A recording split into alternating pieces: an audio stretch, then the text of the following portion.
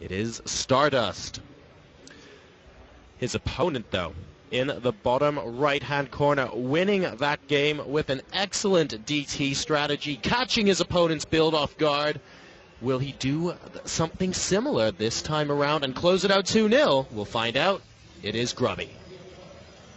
You know, Grubby is someone I came into this tournament really excited to watch after, you know, he got his food poisoning at the Blizzard World Championships, a tournament you really cared about a lot and practiced for a lot. I mean, he stopped by Korea like way early to just practice, and that's an expensive thing to do, but he wanted good results there. And, you know, sometimes things like this happen where you become sick and are unable to do that. So going into this tournament, I'm like, well, you know what?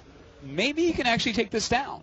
Maybe this is a tournament he can win. You know, it's not full of the best, like, 5 Koreans or something like that. Sure. You know, no, whereas I see where you're coming from. you look at it, like, for instance, the Blizzard World Championship, Rain Parting and Creator and Curious and Hero, and it's like, well, I mean, maybe he can win, but that's like an awfully thick line to go through. And now that we're in the bracket phase, it's like, okay, it's becoming more doable, right? Yeah.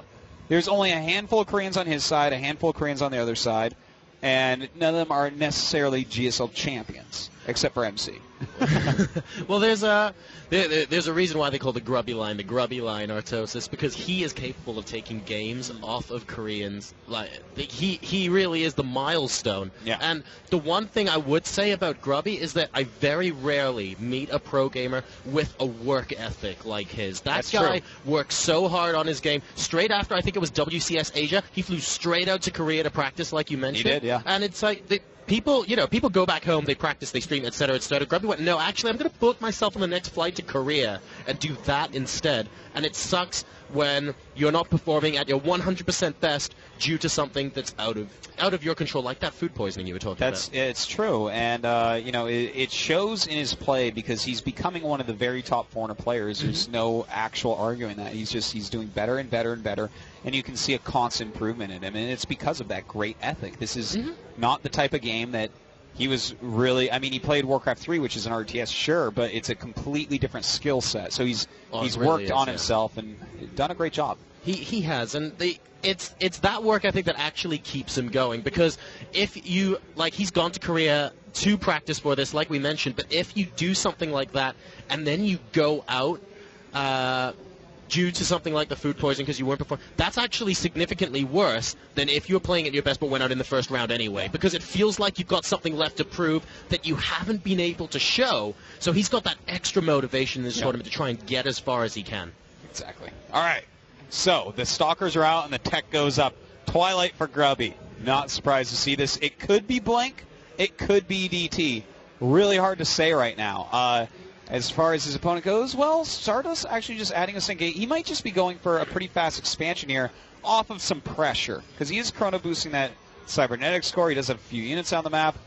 And Grubby jumping up at 3 gates immediately, so it does look like it's probably going to be Blink. StarDust, in the meantime, he's actually moving out with two Zealots and a Stalker, and he bypassed the Watchtower as well, where Grubby was at. So let's see if he's able to get any damage, and they're trying to pick apart a Stalker. Those Zealots doing a great job of zoning it out, picking off all of the shields, and now he's moving into the main base. Grubby, Stalker, and Zealot caught way out of position here.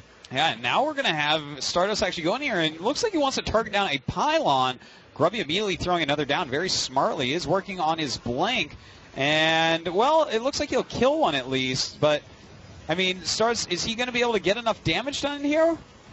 Oh, dear. Very nice picking up one of those Stalkers. StarDust losing one as well. Grubby, another Stalker popping out. He should be able to stabilize. A second pylon going down, and that one does supply block Grubby for a second. It looks like he's going to be able to stabilize here. Nice micro there, saving that Stalker. And we now have a situation where Grubby's at 34 to 36 supply. A slight worker lead for StarDust. Yeah, but Grubby, I mean, he has his Stalkers. He has a pylon in the main base. He does, man. That's kind of funny. Blink not yet done. I'm not sure what he's planning on doing with the Stalker, to be honest.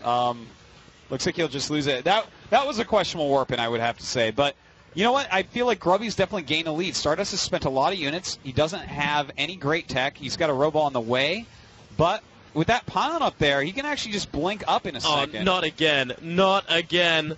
Guys, Grubby just put another ninja pylon down, super camouflage ninja pylon next to StarDust's own, behind the mineral line. I hope StarDust notices this. Grubby now moving in towards the front, force fielding out those units. Grubby simply blinks back, and now he's going to be able to warp in behind StarDust's mineral line. That's right, warping his Zealot right directly in and going after these probes. Also wanting to go up the ramp with his Blink Stalkers. We do have an Immortal on the way. He's really going to need that Immortal. Right now these Zealots trying to kill any probes they can. And StarDust actually doing a startlingly good hold. He's doing a really good job, actually. The Zealots from Grubby not able to get too much pressure, but now he's able to blink into the main base. They move towards the ramp. That gave Grubby the vision he needed to walk those Stalkers up and blink the rest. But the Immortal is now out. StarDust manages to hold, and amusingly, the pylon is still alive, but I think Grubby definitely going to lose that now. Yeah, that will finally go down. It looks like this aggression is pretty much over for Grubby. He can't do much more from here. And StarDust knows that. Throws up that force field just to make sure. And so that marks the end of this aggression phase for Grubby. He's already started his Nexus smartly.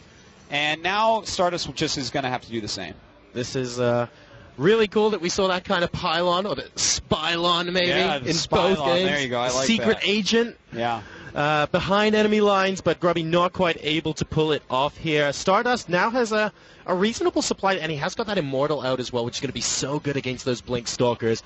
And he's still slightly ahead in terms of workers as well, and StarDust is going to use this opportunity to expand, but Grubby's Nexus is already halfway done at his natural. Yeah, Grubby, while his Nexus is faster, we see that StarDust has a much bigger supply. He has a lot of these Immortals, which is very important.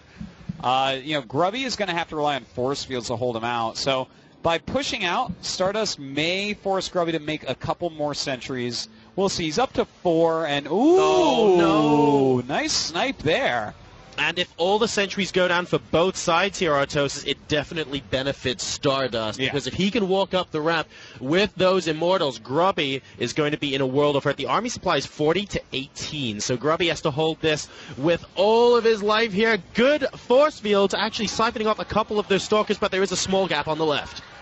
Well, he does have to warp in more sentries, and that's what he was looking for. This is what this attack really can do, is force that. If he actually kills Grubby, that's a little bit odd, but he might actually be able to, because Grubby is running out of force fields at this point.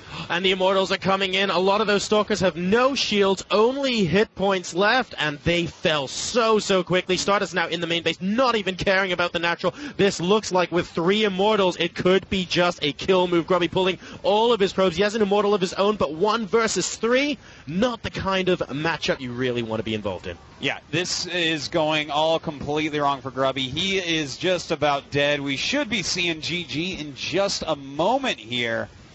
Boy, do I have a lot to say about how this game has played out. Oh my goodness. Oh, the gateway's now getting targeted down as well, just eliminating any remaining production structures to completely seal the D here. Bunch of Blink Stalkers and all of the probes coming out, but Grubby down to 31 supply versus 61. StarDust warping in units inside the main base of Grubby as well. This is GG. All right. So, that game was, I feel like Grubby actually did very well, because the initial attack by StarDust actually wasn't very good.